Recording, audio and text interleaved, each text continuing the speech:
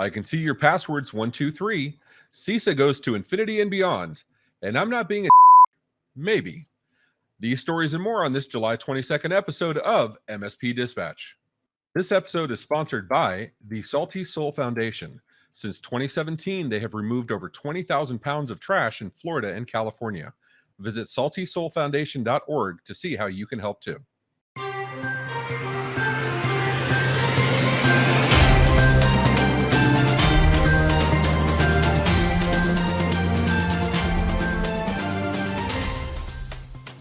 Good morning and welcome to the July 22nd episode of MSP Dispatch. I'm Ray Rossini and joined as always by my co-host, Mr. Tony Francisco. How you doing, Tony? Good, brother. How the heck are you doing today? I'm fantastic. This is going to be one of those episodes where we have a lot of special, passionate words. It's going to sound like Morse code. Beep, beep, beep, beep, beep, beep, beep, beep, beep, beep, beep. And with that, let's get into the news.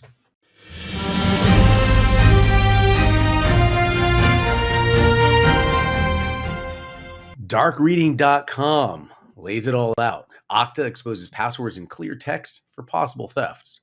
Researchers contend that flaws in the Okta platform could easily let attacker gain remote access to the platform, extract plain text passwords, impersonate users of downstream applications, and alter logs to hide any evidence they were ever there.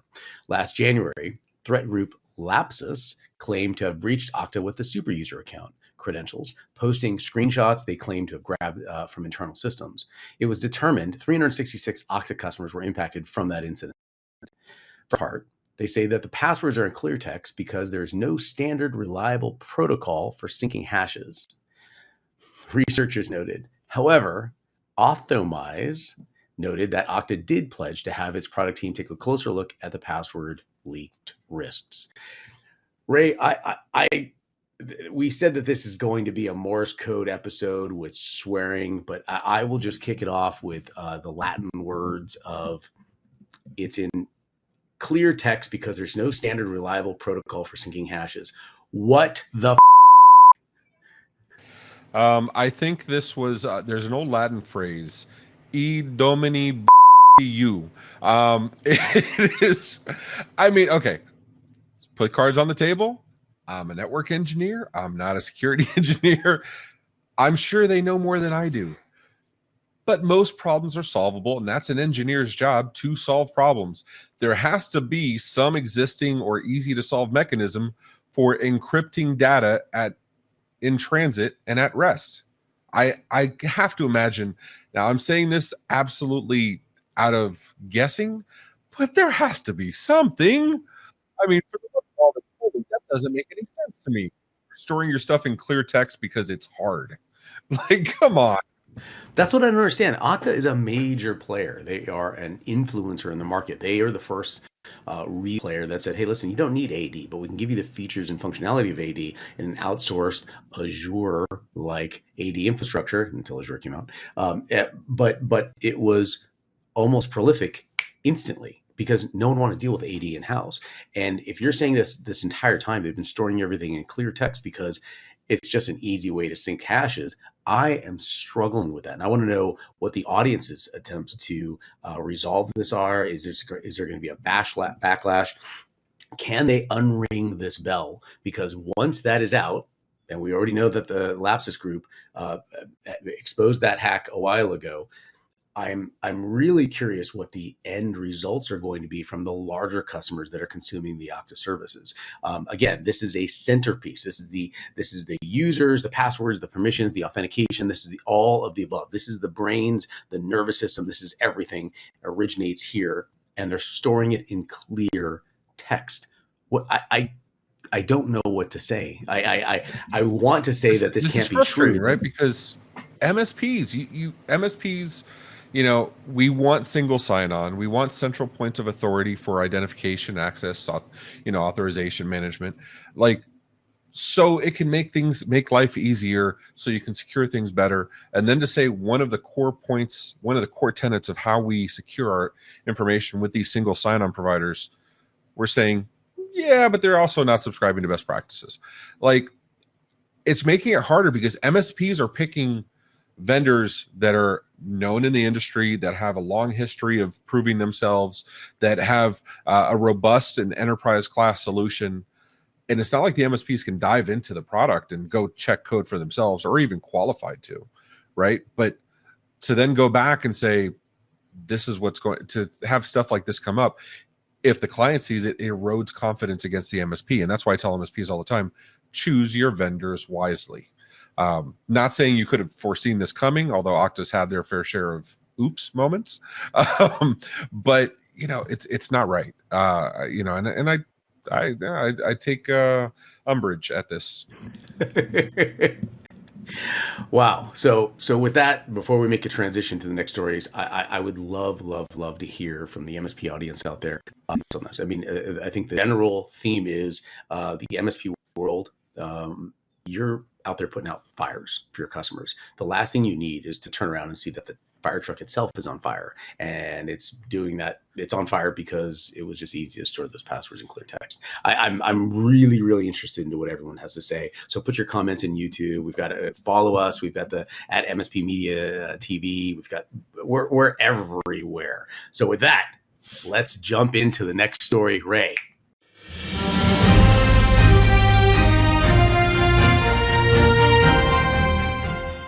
So in an act I do not take umbrage against, as reported by Kevin Williams on smartermsp.com, CISA, the Cybersecurity and Infrastructure Security Agency, has a subcommittee that is working on a draft or working on a report that is expected to be released later this year. However, they've released a draft report with initial guidance for businesses and MSPs alike. The draft notes CISA needs to prioritize its strategic workforce development, dramatically improve its talent acquisition process to be more competitive with the private sector, radically expand recruitment efforts to identify candidates across their professional life cycle, and leverage talent identification and hiring success through the interagency collaboration.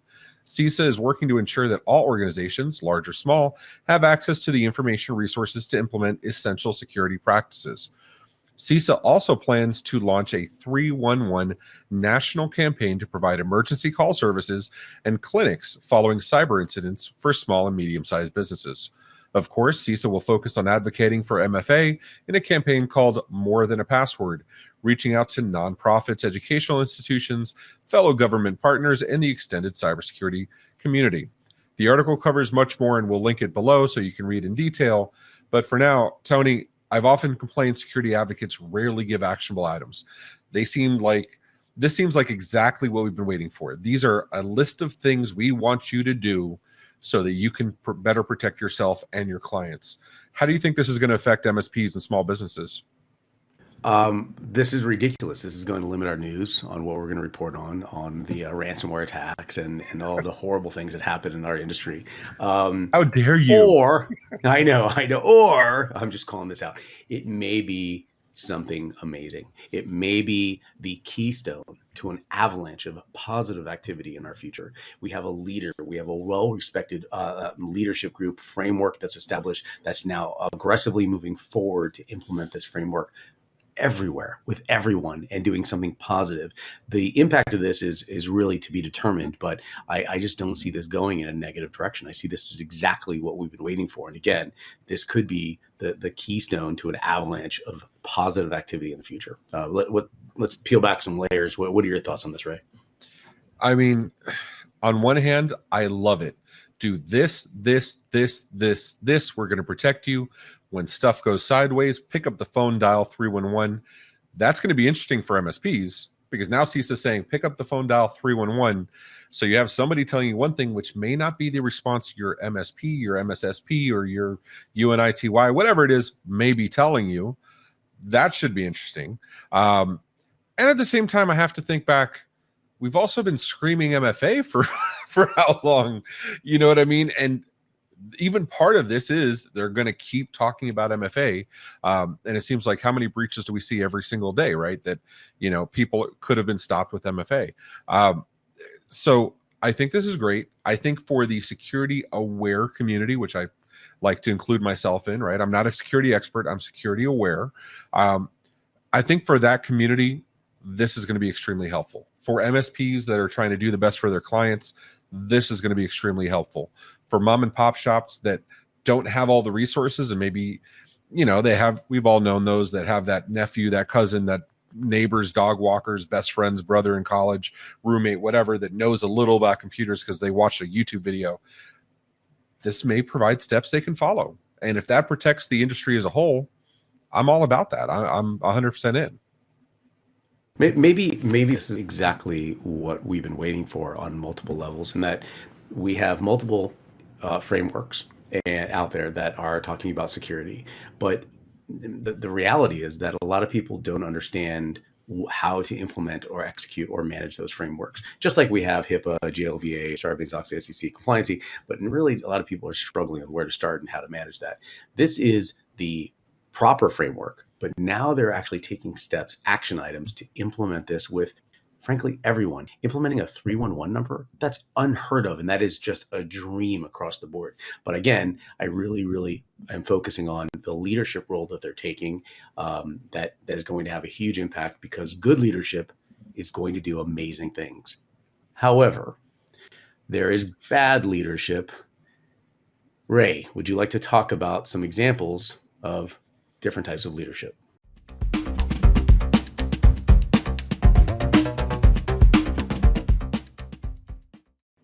All right. So I want to start off by saying that this article is going to be directly quoting Fred Vacola of Kaseya, CEO of Kaseya and Datto at this point. He is known for using several expletives in his everyday speech.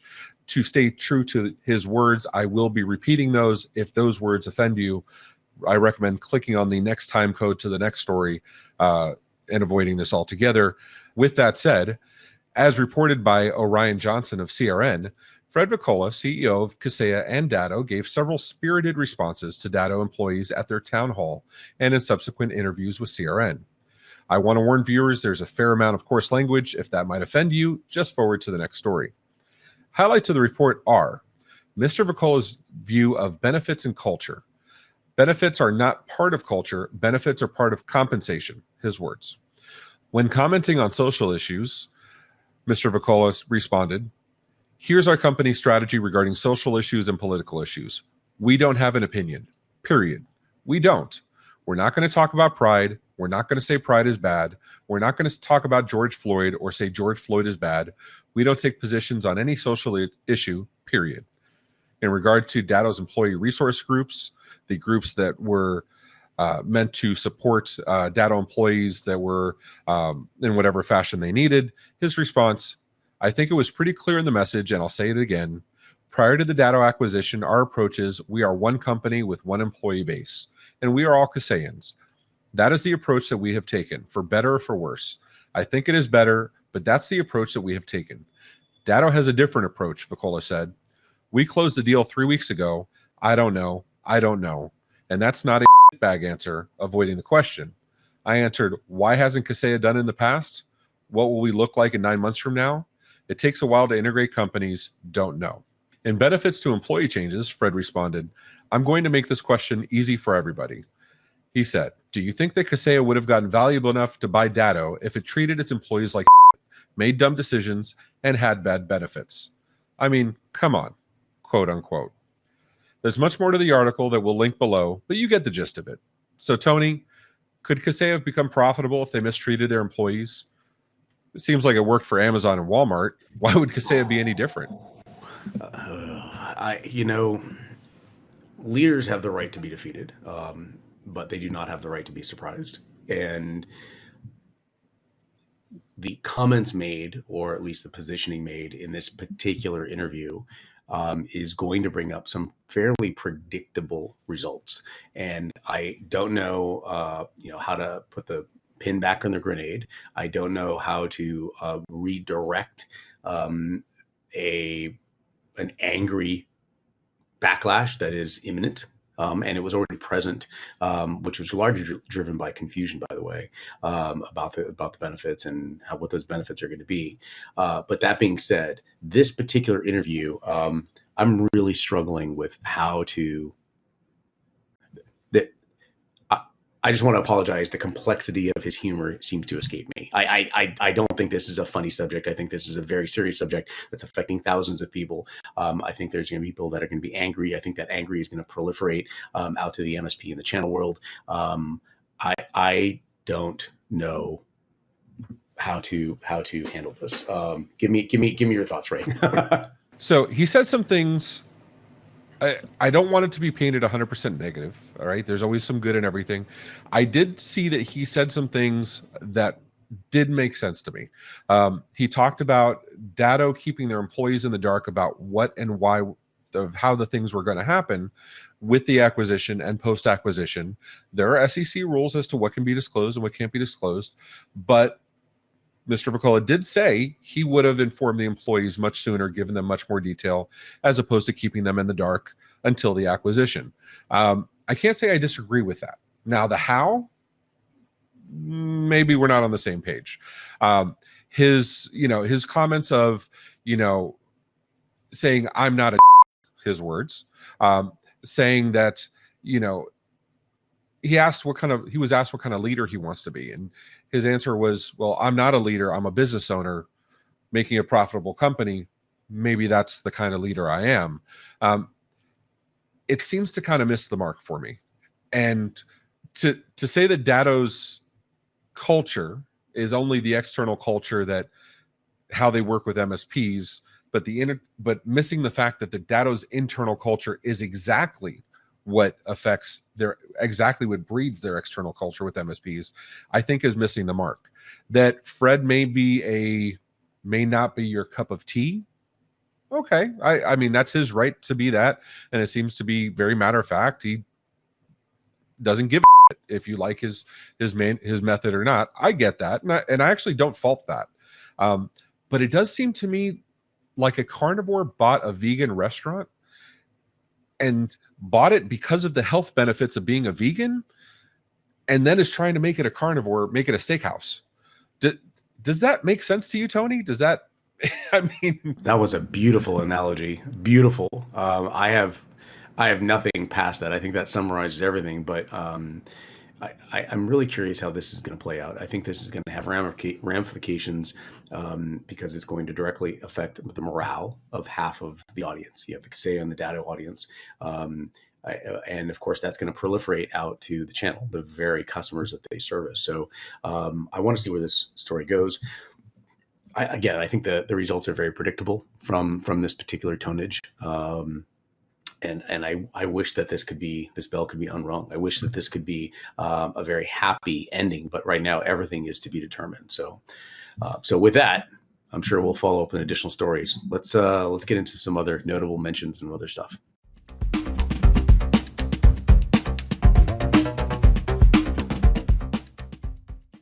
Hey, the FBI says if you're hit by ransomware, don't forget, give us a call. As stated in PCMag.com, the Justice Department is reminding ransomware victims to report attacks to authorities by pointing out that there's a chance the agency can recover some ransom funds.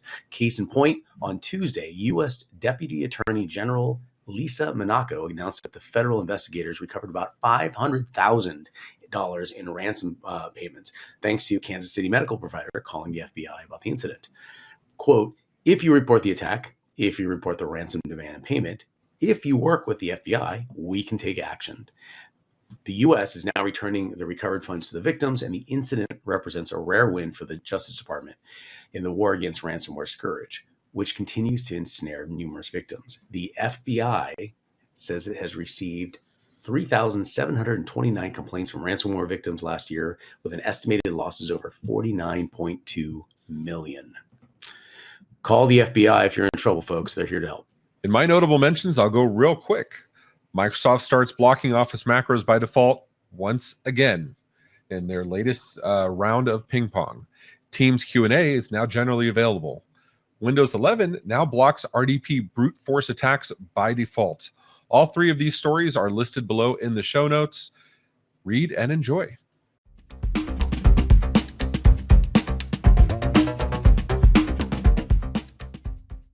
In our feedback section, If you remember last episode, we had feedback from Devin Sysadmin on our MSP asking what's up with all the spam postings. Well, we responded and thanked him for his feedback and gave him a little bit of the why. It seems we've won a new follower. Says, I love it. Please feel free to post on our MSSP, and we will absolutely take you up on that, Devin. Thank you very much. Also posted by local sysadmin. This is a good update. Thank you. Do you have a newsletter? We have podcasts. We have the YouTube channel. We have follow us on Twitter. I don't know the Twitter handle. Oh, there it is, at MSP Media TV. Do we have a newsletter? No, but maybe we'll get you an RSS feed. We can do that. I think we're walking the fine line of being everywhere, but not wanting to spam you guys. So we're being very cautious. But thank you for the feedback either way, local sysadmin.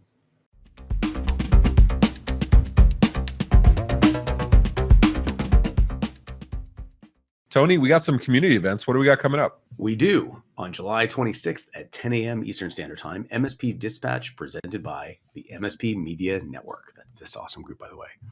On the 27th to the 28th, in-person event, ASCII Summit, Toronto, Ontario, Canada. On the 28th, 6:30 p.m. Eastern Standard Time, the Tech Bar Podcast, episode number 40 with Nicholas Gable, Alex Perminter, and Elizabeth Copeland. That's awesome. I want to see that one. On the 27th to the 29th, in-person event, Build It IT Live 2022 in Jersey City, New Jersey. I will be there. On the 29th at 10 a.m. Eastern Standard Time, again, the MSP wrapping up the week, presented by Ray Orsini and Tony Francisco. And with that, I think that that makes for a pretty great episode. Again, I apologize for all the cursing, but you know how we do. Please stay with us next time. We promise to do better. Tony, thanks so much, man. I know you're battling your personal I got a headache. malaise. This headache is not. I don't know. This headache is not going away. Whatever it is, the lights are everywhere. But I will do this any day, anytime. Can't wait to be here and fill everyone in. And you suck it up. And we're going to be doing Dispatch live from ChannelCon. Or recorded from ChannelCon, so CompTIA in 2 weeks or a week, something like that. I don't know. We'll be there. Awesome. We'll be there. Yeah, looking forward to it. All right, brother, go get some rest. Thank you so much for your commentary, your news, and thanks to the MMN audience for all your feedback and for writing this out with us. We look forward to seeing you next episode. Until then, take care of yourselves and each other. This has been a broadcast of the MSP Media Network.